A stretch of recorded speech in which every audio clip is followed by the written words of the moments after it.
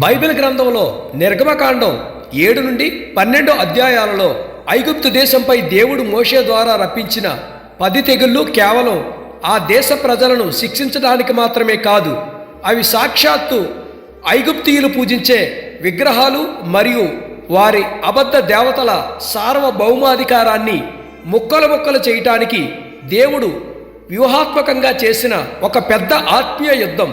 సంఖ్యాకాండం 33:4లో యెహోవా వారి దేవతల మీదను తీర్పు తీర్చియుండెను అని వ్రాయబడింది. ఆ 10 తెగుళ్ళు ఏ ఈజిప్టు దేవతలకు వ్యతిరేకంగా వచ్చాయో చూద్దాం. మొదటి తెగులు నైలు నది రక్తముగా మారుట. టార్గెట్ చేసిన ఈజిప్టు దేవతలు: హాపీ నైలు నది దేవత, ఓసిరిస్ నైలు నదిని ఈయన రక్తనాళాలుగా భావించేవారు, క్లుమ్ నైలు నదిని కాపాడే దేవుడు. ఐగుప్తీయులకు నైలు నదే జీవనాధారం, దానిని వారు దేవుడిగా పూజించేవారు.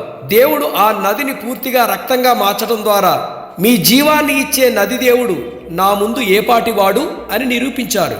రెండవ తెగులు కప్పలు దేశమంతటా విస్తరించటం. టార్గెట్ చేసిన ఈజిప్ట్ దేవత హెకెట్. ఈమె తల కప్ప ఆకారంలో ఉంటుంది. ఈమెను సృష్టికి సంతానోత్పత్తికి దేవతగా పూజించేవారు. ఐగుప్తీయులు కప్పను పవిత్రంగా భావించి చంపకూడదనే నియమం పెట్టుకున్నారు. దేవుడు ఆ కప్పలనే విపరీతంగా పెంచి అవి చనిపోయి కుళ్ళిపోయేలా చేసి మీరు పూజించే దేవతే మీకు అసహ్యంగా మారిందని చూపించారు.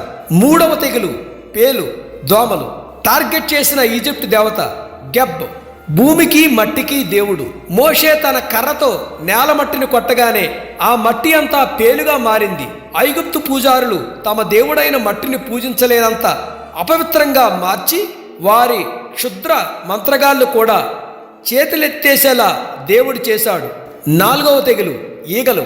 టార్గెట్ చేసిన ఈజిప్ట్ దేవత కెఫ్రీ. ఈయన ముఖం ఒక పెద్ద ఈగ, పెంటకురుడు ఆకారంలో ఉంటుంది. ఈయనను సూర్యుడిని కదిలించే దేవుడిగా నమ్మేవారు. ఇశ్రాయేలీలు ఉండే గోషేను దేశంలో ఒక్క ఈగ కూడా లేకుండా చేసి కేవలం ఐగుప్తీయుల ఇళ్లను మాత్రమే ఈగలతో నింపి దేవుడు తన ప్రజలను వేరుపరిచే తన సార్వభౌమత్వాన్ని నిరూపించారు. ఐదవ తెగులు పశువుల జాడ్యం రోగం. టార్గెట్ చేసిన ఈజిప్ట్ దేవతలు హతోర్ ఆవు తలగల దేవత, అఫీస్ ఎద్దు రూపంలో ఉండే దేవుడు. ఐగుప్తీయులు ఆవులను ఎద్దులను దైవ సమానంగా పూజించి ఐశ్వర్యానికి గుర్తుగా భావించేవారు. దేవుడు వారి కళ్ళెదిటే ఆ పశువులన్నీ రోగంతో చనిపోయేలా చేసి వారి ఆర్థిక వ్యవస్థను దేవతల బలాన్ని దెబ్బతీశారు. ఆరవ తెగులు పొక్కులు కురుపులు. టార్గెట్ చేసిన ఈజిప్ట్ దేవతలు హెమ్నోటెప్ వైద్యశాస్త్ర దేవుడు, సక్మెట్ అంటువ్యాధులను నయం చేసే దేవత. ఐగుప్తు మంత్రగాళ్ళు పూజారులు బూడిదని గాల్లోకి చల్లి శాంతపరిచే పూజలు చేసేవారు. మోసే చల్లిన బూడిద వల్ల ఫరోతో సహా అందరికీ భయంకరమైన కురుపులు వచ్చాయి. వారి వైద్య దేవుళ్ళు కనీసం వారి పూజారుల కురుపులను కూడా నయం చేయలేకపోయారు.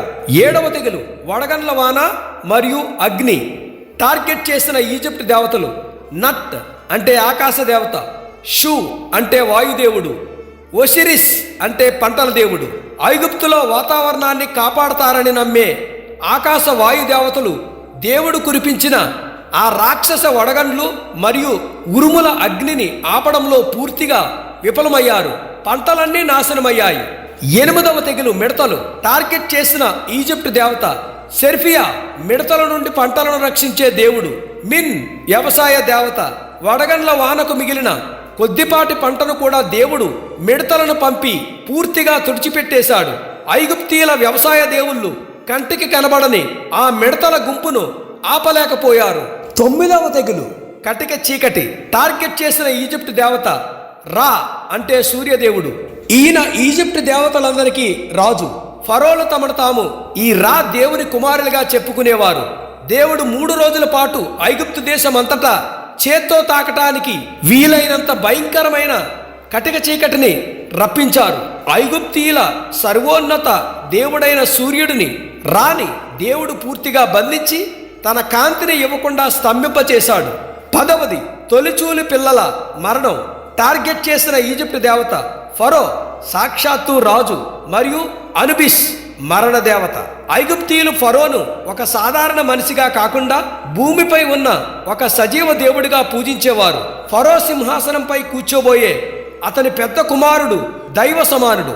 దేవుడు ఫరో జ్యేష్ఠ కుమారుడితో సహా ఐగుప్తు తొలిచూలు పిల్లలందరినీ ఒక రాత్రి సంహరించడం ద్వారా ఫరో దేవుడు కాదు, మరణాన్ని ఆపే శక్తి ఏ అబద్ధ దేవతకు లేదని, కేవలం యెహోవాయే నిజమైన సజీవు దేవుడని తిరుగులేని విధంగా తీర్పు తీర్చాడు.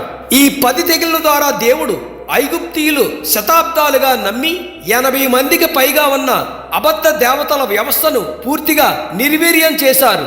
అందుకే ఇశ్రాయేలీలు ఐగుప్తుని విడిచిపెట్టేటప్పుడు దేవుని మహాశక్తిని కల్లారా చూసి అచంచల విశ్వాసంతో అరణ్య ప్రయాణాన్ని ప్రారంభించారు. ఈ వీడియో మీకు నచ్చితే లైక్ చేయండి, సబ్స్క్రైబ్ చేయండి, మరికొంతమందికి ఫార్వర్డ్ చేయండి. Thank you. God bless you all.